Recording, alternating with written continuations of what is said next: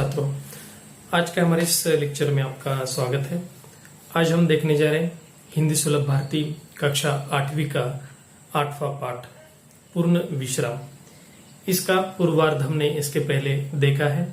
आज हम इसका बाकी का भाग देखेंगे। पूर्ण विश्राम यह पाठ लिखा है सत्यकाम विद्यालंकार जी ने। जैसे कि आप जानते हैं कि मनुष्य जीवन में पूर्ण विश्राम का होना बहुत आवश्यक है।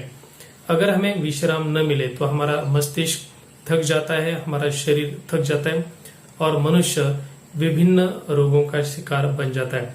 उसमें मानसिक बीमारियां होती हैं और शारीरिक बीमारियां भी होती हैं। तो इनसे बचने के लिए हमें विश्राम करना या बीच बीच में अवकाश लेना जरूरी है। जैसे कि आप कहीं नौकरी करते तो एक आप हफ्ते भर के लिए आप काम करेंगे, उसके पश्चात आपको विश्राम करना आवश्यक होता है और इसीलिए हफ्ते में एक दिन की छुट्टी होती है। लेकिन कई संसारी लोग उस एक दिन की छुट्टी को भी इस प्रकार से बिताते हैं जैसे वो बहुत ही कामकाजी है और लगातार वे कामकाज करते रहते हैं। तो इस कहानी में हास्य व्यंग्य शैली में जो कहानी लिखी गई है, इसमें हमने देखा कि श्रीमान और श्रीमती जी अवकाश प्राप्त करने के लिए या बीच में छुट्टी मनाने के लिए जुहू बीच जाना चाहते हैं, क्योंकि श्रीमान जी को डॉक्टर जी ने सलाह दी है कि आपकी जो बीमारी है उसका एक ही इलाज है कि आप विश्राम करें। और इसके लिए जुहू बीच पर जाने की तैयारियां करने के लिए वे जुड़ जाते हैं।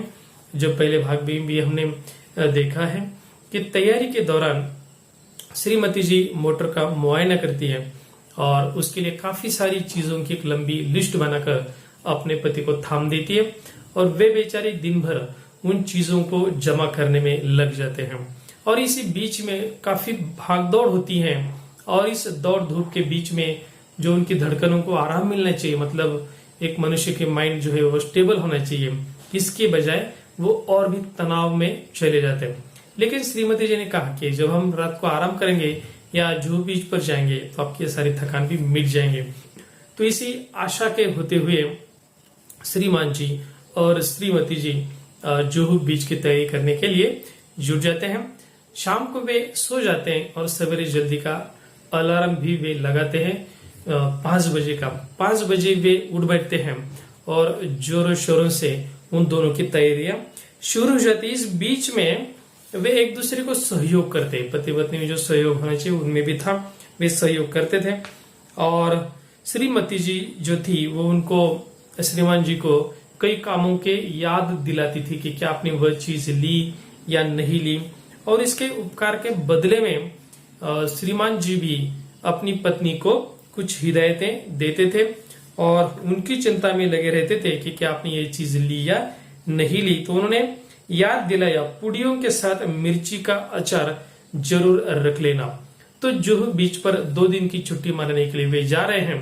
वास्तव में जब हम छुट्टी मनाने के लिए जाते हैं तो जो सामग्री है वो अवश्य लेनी चाहिए। जब आप भी सैर के लिए जाते हैं, जैसे कि आपके स्कूल की ट्रिप है, सैर है, तो उसके लिए भी आप एक तैयारी करते हैं। आपके अध्यापक आपको एक सूची देते हैं और आपको सूचना देते हैं कि कौन कौन सी चीजें लेनी है, खाने पीने की सामग्री क्या होगी या ओढ़ने के लिए कंबल या अन्य चीजें। तो उसमें यह भी सूचनाएं होती कि मौल्यवान चीजों को आप मत लीजिए, साथ ही हल्की वस्तुओं को ले लीजिए। मतलब भारी भरकम सामान अगर आप ले लेंगे तो आपकी सैर का या ट्रिप का मजा किरकिरा हो जाएगा। और इसीलिए आप ऐसी चीजें लेना बहुत ही आवश्यक है, वही चीजें लेना, ये आपको सूचनाएं दी जाती है।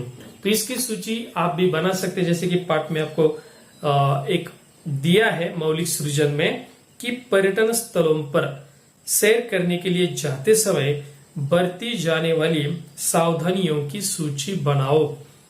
तो क्या चीजें लेकर जानी वो तो बात है ही, लेकिन जब आप पर्यटन स्थलों पर जाते हैं तो क्या सावधानी बरतनी है ये भी आवश्यक है। क्योंकि जहां हम पर्यटन के लिए जाते हैं, खास करके हम समुद्र किनारे हो, ऊंची पहाड़ियां हो, नदी किनारे या झील के किनारे जाते हैं या कई वनों में जंगलों में जाते हैं, कई वाटरफॉल है वहां पर आप जाते हैं, तो ऐसे स्थल हमारे लिए परिचित नहीं होते। हम नए स्थलों को देखने जाते हैं तो वो परिचित नहीं होते। ऐसे स्थलों पर अगर हम जाएंगे तो हमें कुछ सावधानियों की भी याद रखनी है। क्या याद रखना है हमें कि जिस जगह पर हम जा रहे हैं वहां क्या खतरे हो सकते हैं वो आप याद कीजिए। अगर वहां पानी है, जैसे समुद्र किनारे, तो अगर आपको तैरना आता भी है तो लहरों में आपको कहाँ तक समुद्र के बीच में जाना है, कितनी गहराई तक जाना है, वाटरफॉल के पास जा रहे हैं तो आप किस प्रकार से खुद को सुरक्षित रखना है, या कई जगहों पर चोर उचक्के भी होते तो उनसे अपना बचाव कैसे करना है। ऐसी कई सारी हिदायतें, सूचनाएं होती जो हमें उसके बारे में सोचना चाहिए, तो उसकी सूची आप बना सकते हैं। और साथ ही आप ट्रिप के लिए जा रहे हैं तो क्या क्या चीजें आप लेके जाएंगे उसकी भी आप एक अलग से सूची अवश्य बनाइए। तो श्रीमान और श्रीमती जी इस प्रकार से एक दूसरे को सूचनाएं देते जा रहे हैं, लेकिन हो क्या रहा है कि उनकी लिस्ट जो है वो लंबी बढ़ती जा रही है। एक चीज से दूसरी चीज, ऐसी कई चीजों की लिस्ट वो बना रहे। इससे क्या होगा कि इतनी सारी सामग्री को संभालते संभालते उनका सारा ध्यान उसी पे लगा रहेगा, उनका टाइम भी जाएगा, आदमी ज्यादा चिड़चिड़ापन भी उसका बढ़ जाता है, बहुत सोचता है, तो ये नहीं होना चाहिए। तो उन्होंने कहा कि चलो पुड़िया जो हम खाने के लिए ले जा रहे हैं तो उसके साथ आप मिर्च का अचार भी ले लेना। श्रीमती जी बोली, अचार तो रख लूंगी, पर तुम भी समाचार पत्र रखना न भूल जाना, मैंने अभी पढ़ा नहीं है। मैं बोला वह तो मैं रख लूंगा, लेकिन तुम वह गुलबंद न भूल जाना जो हम पिछले साल कश्मीर से लाए थे। जुहू पर बड़ी सर्द हवा चलती है। तो दोनों एक दूसरे को एक एक चीज की याद दिला रहे। जैसे श्रीमती जी ने कहा कि अखबार साथ लेना जो वहां जाकर पढ़ेंगे। अभी आप देखिए कि अखबार क्या होता है। अखबार में समाचार होते हैं और हर सवेरे समाचार पत्र को हम पढ़ते हैं। वास्तव में पूरे समाचार पत्र पर कोई हमें पीएचडी नहीं करनी, इसलिए पूरा समाचार पत्र पढ़ने की कोई आवश्यकता नहीं होती। उसमें जो खास न्यूज है, समाचार है, जो हमारे लिए जरूरी है जानकारी, उतना ही आप पढ़ेंगे।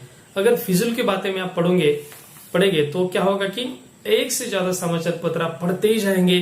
इससे कई सारे प्रश्न आपके दिमाग में जाएंगे और आप उलझ जाएंगे उसमें, और इसीलिए ज्यादा समाचार पत्र भी नहीं पढ़ने चाहिए। और खास करके जब आप ट्रिप के लिए जा रहे हो तो वो कई समाचार पत्र पढ़ने की जगह नहीं होती। वहां पर आपको प्राकृतिक सौंदर्य का नजारा जो है उसका आनंद लेना जरूरी है, ताकि आपके मन से कामकाज की जो बातें हैं, अन्य सांसारिक जो बातें हैं वो निकल जानी चाहिए। लेकिन श्रीमती जी ने कहा तो ये भी मान गए। उन्होंने कहा कि ठीक है, समाचार पत्र मैं ले ही लेता हूं, लेकिन तुम वो गुलबंद जो है, हम ठंडी में मफलर जैसा होता है, उसको मत भूलना जो हम कश्मीर से लाए थे पिछले साल। अभी क्या होता है कि हम जब जाते हैं किसी पर्यटन स्थलों पर तो वहां से कुछ न कुछ चीजें लाते हैं घर में। चलो कश्मीर में जाओ तो वहां पर ये शॉल प्रसिद्ध है, वो लेके आएंगे। अन्य किसी स्थान पर जाएंगे, साड़ी खरीद लो, चलो वो लेके आएंगे। कुछ स्थानों से हम कोई शो पीस खरीद के लाते हैं, कुछ फ्रेम दीवार पर लगाने के लिए लेते हैं। इससे क्या होता है कि घर में कई सारी चीजें भी जमा हो जाती है जिनका उपयोग असल में ज्यादा नहीं होता, लेकिन फिर हम बहाना ढूंढते हैं, हाँ वो चीज लानी, अभी वो कहाँ इस्तेमाल करें हम। तो इन्होंने सोचा कश्मीर से लाई हुई शाल। आप कल्पना करो कि जो चीज ठंडे में इस्तेमाल करनी है वो हम बीच पर कहाँ लेके जाएंगे, क्योंकि मुंबई का जो मौसम है वो आप लोग जानते हैं कि वो ज्यादा ठंडा कभी होता नहीं। लेकिन फिर उन्होंने कहा कि नहीं नहीं, वहां पर सर्दी लगती है तो सर्द हवा चलती तो हम उसे लेकर चले जाएंगे। गुलबंद तो रख लूंगी, लेकिन तुम कहीं बेदिंग सूट रखना न भूल जाना, नहीं तो नहाना धरा रह जाएगा। बेदिंग सूट का मतलब है कि जो स्विमिंग के लिए कॉस्ट्यूम होता है उसे हम कह सकते हैं, समुद्र स्नान के लिए वो जरूरी माना जाता है। तो वो कहते हैं कि अगर हम भूल गए तो समुद्र में स्नान भी नहीं कर पाएंगे। वास्तव में आप देखेंगे कि समुद्र किनारे जाने के बाद इतनी सारी चीजों की कभी जरूरत होती ही नहीं है, लेकिन फिर भी वो चीजें जमा कर रहे हैं। और तुम कहीं रबर कैप भूल गई तो गजब हो जाएगा। रबर की कैप जो है स्विमिंग के लिए पहनी जाती, गोल टोपी होती है रबर की, जिससे हमारे बाल जो है वो ज्यादा खुलते नहीं और ज्यादा भीग कर खराब भी नहीं होते, और इसलिए वो पहनी जाती है स्विमिंग में। आपने वो देखा होगा। वो तो रख लूंगी, लेकिन कुछ नोट पेपर लिफाफे भी रख लेना, और देखो राइटिंग पैड भी न भूल जाना। अब ये लेखन सामग्री है। नोट पेपर मतलब जिस पर हम लिखते हैं, ऐसे कोरे कागज। लिफाफे जिसमें हम कागज लिखकर डालते हैं, ऐसे बंद पैकेट लिफाफे जो खास करके पत्र भेजने के काम आते हैं, और राइटिंग पैड भी लिखने के लिए काम आता है। राइटिंग पैड का क्या करोगी, जब ये प्रश्न पूछा गया तो श्रीमती जी कहती है, कई दिन से माँ की चिट्ठी आई पड़ी है, जो पर खाली बैठे जवाब भी दे दूंगी, यूं तो वक्त भी नहीं मिलता। और जरा वे चिट्ठियां भी रख लेना जिनके जवाब देने हैं। चिट्ठियां रह गए तो जवाब किसके दोगे? तो उन्होंने कहा कि मुझे वहां बैठकर चिट्ठी लिखनी। अब वो फोन का जमाना नहीं था तो उस समय चिट्ठियां लिखी जाती थी।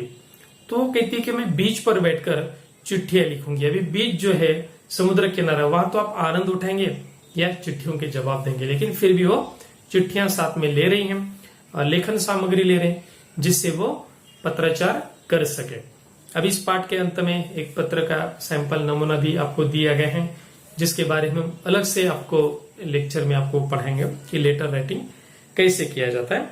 तो वो सारी सामग्री वो वहां पर लेकर जा रहे हैं।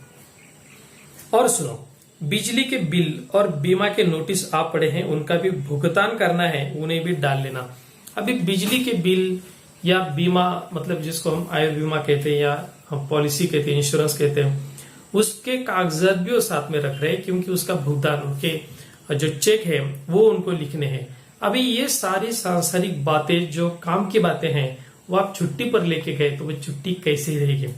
अगर आपको आपकी ट्रिप जा रही है मान लीजिए, और आपके अध्यापक ने आपको कहा, आपके माता पिता ने कहा कि नहीं, ये 2-3 किताबें आप रख लो, ये 2-3 नोटबुक भी रख लो, ये पेन रख लो, ये 2-3 क्वेश्चन पेपर रख लो, वहां आपको समय मिलेगा तो वहां अध्ययन भी कर लेगा। तो आप बोर हो जाएंगे, आप कहेंगे कि क्या है, हर दिन तो हम स्कूल में पढ़ते हैं, घर में पढ़ते हैं, और अब ट्रिप के लिए जब जाएंगे तो वहां जाकर भी हम क्या पढ़ेंगे क्या? तो उसी प्रकार से ये भी कामकाज जो है वो वहां लेके जा रहे हैं, जो अच्छी बात नहीं है। उस दिन तुम धूप का चश्मा भूल गए तो सर का दर्द चढ़ गया, इसलिए कहती हूं छतरी भी रख लेना धूप से बचने के लिए। खास करके प्राकृतिक स्थल पर जाते हैं तो कुछ चीजों की आवश्यकता होती है, जैसे आप सन गॉगल पहनेंगे जो डार्क कांच है उसका, तो उससे आपको सूर्य प्रकाश की तकलीफ नहीं होगी, ये बात सही है। लेकिन छतरी वगैरह लेके जाना मतलब ये कुछ ज्यादा ही चीजों को संभालने की नौबत वहां पर आ जाती है। अच्छा बाबा रख लूंगा, और देखा धूप से बचने की क्रीम भी रख लेना, शाम तक छाले न पड़ जाए, वहां बहुत करारी धूप पड़ती है। तो एक क्रीम आती है जिसको हम सनस्क्रीन लोशन कहते हैं, जो हमारी स्किन पर, त्वचा पर हम लगाएंगे तो सूर्य से निकलने वाली जो हानिकारक किरणें हैं उनसे हमारा बचाव हो सकता है। लेकिन ये इतनी भी जरूरी नहीं, क्योंकि सूर्य की कुछ किरणों की हमें आवश्यकता होती है, लेकिन खास करके समुद्र स्नान के लिए लोग जाते हैं, जब खुली रेती में वगैरह बैठेंगे तो उस समय धूप से त्वचा में छाले पड़ जाते हैं, तो इससे बचाव के लिए सनस्क्रीन रखना ठीक बात है। श्रीमती जी कहती तो जा रही थी कि रख लूंगी, लेकिन ढूंढ रही थी नेल कटर, कैंची, ब्रश और सब तो मिल गया था, लेकिन नेल कटर नहीं मिल रहा था, इसलिए बहुत घबराई हुई थी। नेल कटर मतलब जिससे हम नाखून को काटते हैं। अब देखिए, नाखून काटने की जगह ये बीच या समुद्र किनारा नहीं है, ऐसे मामूली काम तो आप घर पर भी कर सकते हैं, लेकिन हम चीजों को साथ लेके जाते हैं एक से ज्यादा, इससे हमारे काम बढ़ जाते हैं, इससे हमें हमारे दिमाग को आराम तो नहीं मिल पाता। तो श्रीमती जी सुन रही थी और कहती थी कि ले लूंगी, लेकिन उनका ध्यान सारा काम पर था नेल कटर ढूंढने में। तो कई बार हमारे साथ बहस होते हैं, हम सुनते तो कुछ है, जैसे कक्षा में आप बैठे, अध्यापक पढ़ा रहे हैं, आप लेक्चर सुन रहे हैं, सुनते हैं, लेकिन आपका ध्यान कहीं और होता है, आप आपके दोस्तों के साथ बात करते हैं या आपस में कुछ चल रहा होता है या इधर उधर आपका ध्यान जाता है, इसका मतलब आप नहीं पढ़ रहे होते हैं, ठीक है नहीं? तो इसी प्रकार से श्रीमती जी हाँ जी कह रही है मैं ये ढूंढ लूंगी वो ढूंढ लूंगी, लेकिन असल में उसका ध्यान है सारा नेल कटर ढूंढने पर। मतलब हम ऐसा करते हैं कि अधूरी बात सोचते, आधा दिमाग इधर आधा उधर, इससे क्या होता है एक भी काम हमारा पूरा ठीक से नहीं होता, कई सारी चीजें हम भूल जाते हैं। और इसीलिए मैंने कहा जाने दो नेल कटर, बाकी सब चीजें तो रख लो। इधर मैं अपने लिए नया अखबार और कुछ ऐसी किताबें थैली में भर रहा था जो बहुत दिनों से समालोचना के लिए आई थी, और सोचता था कि फुर्सत से समालोचना कर दूंगा। आखिर 3 किताबें थैले में झोंक ली। कई दिनों से कविता करने की भी धुन सवार हो गई थी, उनकी कई कतरनें इधर उधर बिखरी पड़ी थी, उन्हें भी जमा किया। सोचा काव्य प्रेरणा के लिए जुहू से अच्छी जगह और कौन सी मिलेगी। अभी श्रीमती जी बहुत सारी चीजें साथ ले रही थी, इसके साथ ही श्रीमान जी भी अपने थैले में कई सारी चीजें भर रहे थे, जैसे कि नए अखबार और कुछ किताबें, जो क्योंकि ये लेखक है और पुस्तकों का परीक्षण करते, समालोचन करते, तो कुछ मान्यवर लेखकों ने उनके पास किताबें भेजी थी कि आप इनकी समालोचना कीजिए। तो वो भी पुस्तकें उन्होंने थैले में भर ली कि वहां जाके मैं कुछ काम करूंगा, वहां जाके मैं पुस्तकें पढ़ूंगा, उसके ऊपर कुछ लिखूंगा। और इस प्रकार से ये भी चीज है। दूसरी बात थी कि उनके मन पर एक धुन सवार थी, मतलब एक विचार उनके मन में था कि उनको कविताएं लिखनी है, कविताएं रचनी है। तो कविताएं लिखनी, कविता क्या होती है कि वो अचानक से तो नहीं हम लिख सकते, उसके लिए जैसा हमारा मूड बनेगा, जैसा हम सोचेंगे उसके बारे में, वैसे वैसे उसकी पंक्तियां बनती जाती है। तो लेखक ने ऐसे कुछ कविताओं की पंक्तियां लिखकर उसकी कतरने, मतलब उसके छोटे छोटे परिचय कई इधर उधर रख लिए थे। तो उन्होंने वो सारे जमा किए। अभी उनको एक साथ करके कुछ कविताएं लेखन का काम भी करना चाहते थे, और इसलिए वो चीजें भी उन्होंने अपने थैले में डाल ली। और उन्होंने सोचा कि जुहू जो स्थान है, मतलब नेचुरल है, प्राकृतिक स्थान है, समुद्र किनारा, वहां बैठकर कविता बड़ी अच्छी तरीके से हमें सूझेगी, क्योंकि वह प्रेरणा के लिए एक अच्छी जगह है। जैसे कि कविता जो है उसमें जो हम कल्पनाएं करते हैं, नए नए वाक्य रचना करते, नए शब्द हम ढूंढ लेते, तो इसके लिए यह प्रेरणा होना बहुत जरूरी है। मनुष्य का मन जो ज्यादा कल्पना वहां निर्माण होनी चाहिए, और उसके लिए वो एक सही जगह है, ऐसा लेखक का मानना है। तो इसलिए वह लेखन सामग्री भी वो अपने साथ ले रहे हैं। आखिर कई अटैची, कई थैले, कई झोले भरकर हम जुहू पहुंचे। 5-7 मिनट तो हम स्वप्न लोक में विचरते रहे। आखिरकार ये दोनों पति पत्नी जुहू बीच पर जाते हैं, लेकिन जुहू बीच पर जाते समय उनके साथ बड़ा ही भारी भरकम सामान है, कई सारी अटैचियां, मतलब बड़े बड़े बैग हैं, थैले हैं, झोले हैं, ये सब लेकर वे बीच पर चले गए। और जब वहां का माहौल उन्होंने देखा 5-7 मिनट के लिए, लेकिन वो अपने आप को भूल गए, जैसे उन्होंने कोई स्वर्ग देख लिया होगा, कोई स्वप्न लोक में वे चले गए हो। क्योंकि मनुष्य अपने काम में इतना बिजी रहता है कि प्रकृति जो होती है, नैसर्गिक सौंदर्य होता है, उसकी तरफ वो ध्यान ही नहीं देता। और जब कभी कभार जाता है बहुत सालों के बाद, तो उसको लगता है कि मैं कहाँ आ गया, कहाँ फंस गया था, ये तो एकदम बिल्कुल स्वर्गीय है। तो जुहू पर जब उन्होंने विशाल समुद्र देखा, वहां बहुत सारे लोग देखे, तो उनको बहुत प्रसन्नता हुई और खुद को एक प्रकार से भूल गए। हम समुद्र में नहाने को चल पड़े। समुद्र तट पर और लोग भी नहा रहे थे। एक ऊंची लहर ने आकर हम दोनों को ढक लिया। लहर की उस थपेट से न जाने श्रीमती जी के मस्तिष्क में क्या नई स्फूर्ति आ गई कि उन्होंने मुझसे पूछा, तुम्हें याद है बरामदे की खिड़की को तुमने अंदर से बंद कर दिया या नहीं? अभी देखिए, दोनों समुद्र किनारे तो चले गए। समुद्र किनारे जाने के बाद नहाने का आनंद उठाने लगे। वहां समुद्र की लहरें उठ रही थी और जिसके बेस में मजे ले रहे थे। तो एक ऊंची लहर आ गई और ऊंची लहर ने दोनों को एक प्रकार से ढक लिया। और जैसे ही इस लहर की जोरदार थप्पड़ इनको लग गई, तो मानो अचानक श्रीमती जी के कुछ याद आ गए। अभी तक देखो कि वो एकदम भूल गए थे अपने परिवार को, मतलब आप देखिए कि जो सांसारिक बातें होती हैं उनको बिल्कुल भूल गए थे, और अभी वो आनंद उठा रहे थे, समुद्र स्नान का आनंद उठा रहे थे, विशाल का ये विशाल जल देख रहे थे, नीला आसमान देख रहे थे और बहुत ही खुश थे। लेकिन अचानक श्रीमती जी के मन में कुछ विचार आ गया और उन्होंने पूछ लिया अपने पति से कि तुम्हें याद है कि जो बरामदे की खिड़की है, क्या तुमने अंदर से ठीक से बंद की है या नहीं? खास करके जब हम पूरा परिवार घर को बंद करके सैर के लिए कहीं जाता है या घर से बाहर जाता है, तो घर की देखभाल के लिए उसकी खिड़कियां बंद करना अंदर से, और दरवाजे को ठीक से ताला लगाना, गैस के नॉब बंद करना, लाइट के स्विच बंद करना, सारे बंद नहीं करनी होती, क्योंकि एक हाथ दूसरा अगर आप लाइट चालू रहेगा तो बाहर से पता चलते कि नहीं घर में कोई होगा।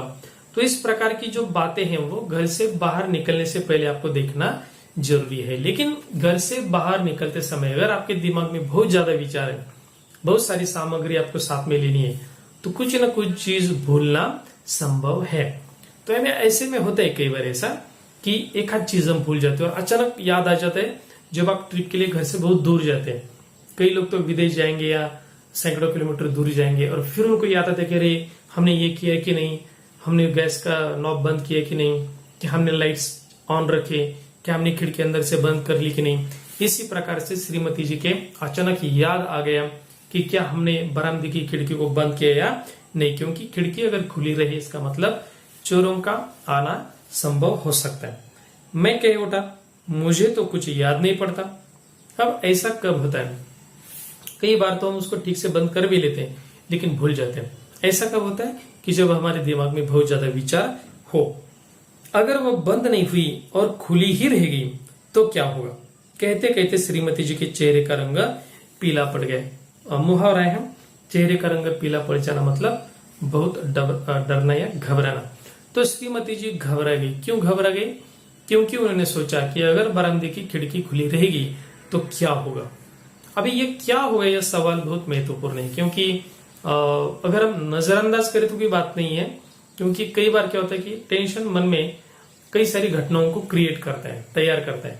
वो मान लो कि अभी खिड़की खुली रहेगी तो क्या होगा, एक हाथ चोर उसमें अंदर घुस जाएगा, फिर वो घर में बड़ी चोरी करेगा, ठीक है नहीं। तो छोटी सी गलती के लिए इस प्रकार बड़ा भुगतान भी उसका करना पड़ सकता है। और इसीलिए श्रीमती जी घबरा गई, कल्पना से घबरा गई। वास्तव में खिड़की खुली कि बंद है पता नहीं, घर में चोर आएगा कि नहीं आएगा ये भी पता नहीं, लेकिन कल्पना से घबराते, अरे ऐसा होगा तो क्या होगा।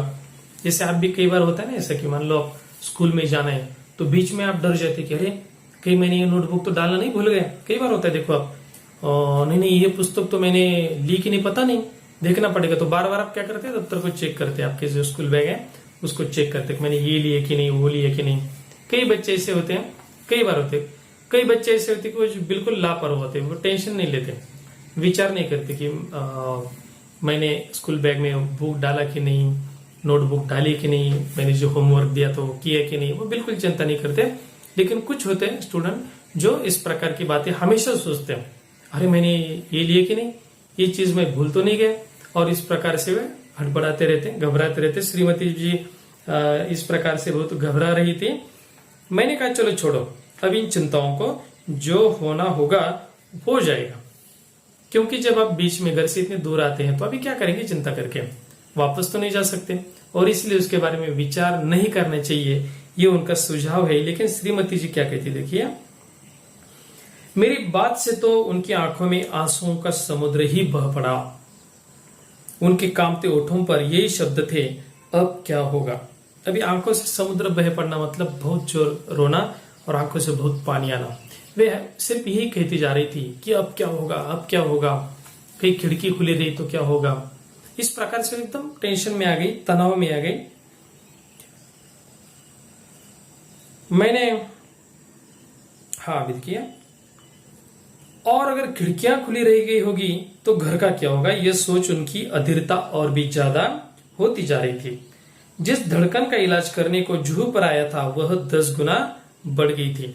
अभी देखो कि तनाव के कारण मनुष्य की धड़कनें बढ़ जाती, जितना आप टेंशन में आएंगे उतना हमारा हार्ट बीट ज्यादा होगा, हमारा हृदय तेज गति से दौड़ने लगता है।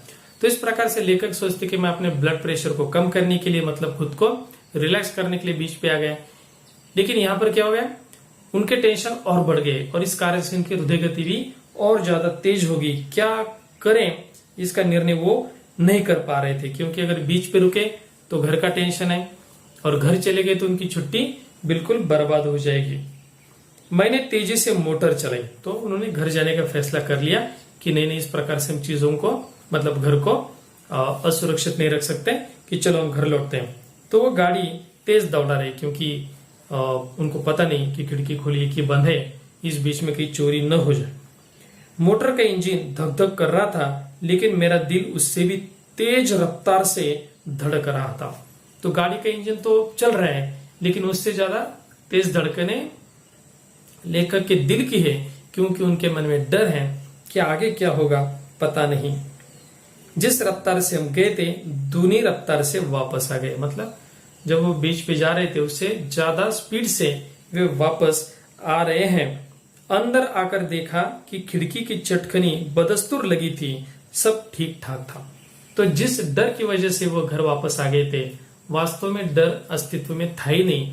मतलब खिड़की अंदर से बिल्कुल सही तरीके से लगी थी, उसकी सिटके नहीं लगी थी, उसका जो लॉक था वो लगा था, कोई टेंशन की बात नहीं थी। लेकिन फिजूल की चिंताएं, इसका मतलब क्या है कि कई बार आदमी फिजूल की चिंताएं करता रहता है, अपने दिमाग में वह चिंताएं घूमती रहती है। उस पर नियंत्रण पाना बहुत ही मुश्किल बात है, क्योंकि सभी लोगों के साथ ऐसा होता है।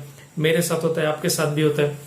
आपके मन में भी कई बार टेंशन होती है परीक्षा को लेके, यानी अन्य चीजों को लेके ऐसे टेंशन होती है, हम खाली सोचते हैं, ठीक है।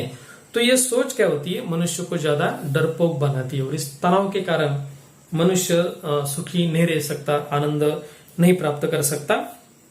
तो घर तो वापस आ गए दोनों भी, लेकिन उन्होंने देखा कि खिड़की ठीक से लगी हुई है। मैंने ही वह लगाई थी, लेकिन लगाकर यह भूल गया था कि लगाई या नहीं, और इसका नतीजा यह हुआ कि पहले तो मेरे ही दिल की धड़कन बढ़ी थी, अब श्रीमती जी के दिल की धड़कन भी बढ़ गई। तो खिड़की लगाने का काम लेखक का ही था, उन्होंने खिड़की को बंद किया था, लेकिन वो भूल गए। मैंने आपको कहा कि क्यों भूल गए, क्योंकि जाने से पहले बहुत सारी बातें उनके दिमाग में चल रही थी, वो चीज ली कि नहीं, ये चीज ली कि नहीं, और इस बीच में हमने क्या क्या किया, ये सारी चीजें वो भूल गए। इसका मतलब है कि आपके मस्तिष्क में कम विचार रहेंगे तो आप ज्यादा सुखी रहेंगे, कम सोचेंगे तो आप ज्यादा सुखी रहेंगे। तो यही बात हो गई। वो कहते कि पहले तो मेरी दिल की धड़कन बढ़ रही थी, मतलब मुझे टेंशन था, और टेंशन कम करने के लिए हम जो बीच पर गए, लेकिन इससे क्या हो गया, मेरे टेंशन के साथ साथ श्रीमती जी का टेंशन भी ज्यादा बढ़ गया, उनकी दिल की धड़कनें भी ज्यादा बढ़ गई। मुझे याद आ रहे थे पूर्ण विश्राम और पूर्ण निरोग, साथ ही यह विश्वास भी पक्का हो गया था कि जिस शब्द के साथ पूर्ण लग जाता है वह पूर्ण भयावह हो जाता है। दो शब्द उनको याद आ रहे थे, पूर्ण विश्राम और पूर्ण निरोग। विश्राम मतलब संपूर्ण आराम, किसी प्रकार का कोई तनाव नहीं, और निरोग मतलब किसी प्रकार की कोई बीमारी नहीं, बिल्कुल स्वस्थ शरीर, स्वस्थ मन। लेकिन ये पूर्ण शब्द जो है, इसके शब्द के कारण लेखक संभ्रम में पड़ गए। वो कहते कि जिस शब्द के साथ पूर्ण लग गया, मानो वह पूर्ण भयावह चीज बन गई, क्योंकि लेखक का मानना है कि पूर्ण चीज कभी होती नहीं है। मतलब क्या होगा कि आप एकदम परफेक्ट चीज को करने का प्रयत्न करेंगे तो ज्यादा तनाव में आप जाएंगे। जैसे कि उन्होंने बहुत सोचा अपने ट्रिप के बारे में, जो बीच पर हम जाएंगे वहां क्या करेंगे, क्या क्या चीजें लेनी, क्या नहीं लेनी, एक दूसरे को याद दिलाना, मतलब इतनी बातों का विचार उनके मन में आ गया, और इसका नतीजा यह हो गया कि जो असल में बात ध्यान में रखनी थी वो भूल गए, और इसी कारण से उनके ट्रिप का सारा मजा किरकिरा हो गया। तो इस प्रकार से ये पूर्ण चीज का जो आग्रह है, वो चीज हमको भयानक नतीजे देती है। अगर आप सोचेंगे कि नहीं ऐसी चीज बननी चाहिए, कई बार तो ऐसा होता है कि वो ऐसी नहीं बनती, थोड़ा बहुत इधर उधर हो जाता है, लेकिन हर बात में हम इस प्रकार का परफेक्शन लाने का प्रयत्न करेंगे, करना चाहिए, कोई बात नहीं, लेकिन इससे अगर तनाव बढ़ता है तो आपको वहां रुक जाना भी चाहिए। तो इस प्रकार से हास्य व्यंग्य कहानी में हमने देखा कि श्रीमान और श्रीमती जी को तनाव कम करने के लिए पूर्ण विश्राम की आवश्यकता थी। पूर्ण विश्राम के लिए वो जाना भी निश्चय कर लेते हैं, लेकिन इस बीच में जो सारी तैयारियां हैं और अत्यधिक सामग्री बीच पर ले जाने का जो उनका आग्रह है, इसके कारण से उनका तनाव कम होने के बजाय और भी ज्यादा बढ़ जाता है, और इस तनाव मुक्ति में बाधा पड़ जाती है। किसी प्रकार का पूर्ण विश्राम उनको नहीं मिलता। तो सबक यही मिलता है कि पूर्ण विश्राम आपको करना है, विश्राम तो करना जरूरी है, लेकिन इस बीच में आप काम को वहां पर मत ले जाइए। हफ्ते भर आप काम कीजिए, लेकिन जो आपका वीकेंड है, हफ्ते में जो एक छुट्टी आपको मिल जाती है, तो उस दिन आप ऐसे काम कीजिए जो आपके रेगुलर काम से बिल्कुल अलग हो। मतलब आप थोड़ा सा घर गृहस्थी या अन्य जो आपकी बातें हैं, काम चल रहा है, इसको थोड़ा सा साइड में रख दीजिए, और सही तरीके से, सही मायने में आप प्रकृति का आनंद ले लीजिए।